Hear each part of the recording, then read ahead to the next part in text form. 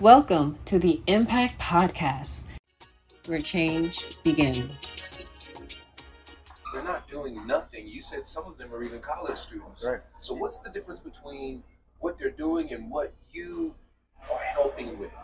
I'd like to kind of piggyback off of what Jay's already started. I think essentially it's really about kind of that professional development. I look at it as the stepping stone to get to that job interview sometimes. Because like you mentioned, some of these adults, they either are high school dropouts or kids that have earned their GED but are now looking to really figure out where they can find their own security in the real world.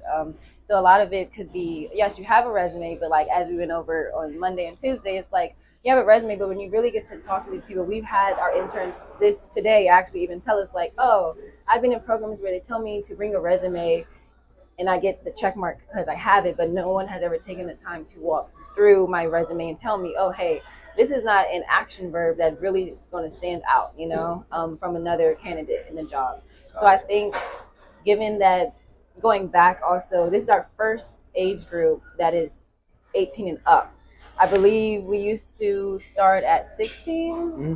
Oh, really? Yeah. So this is our first year. year doing a little bit older age group because we kind of wanted to see the difference between the focus, the passion. These kids are a little bit more driven because, like we said, some of these kids, maybe half, actually had the opportunity to go to college.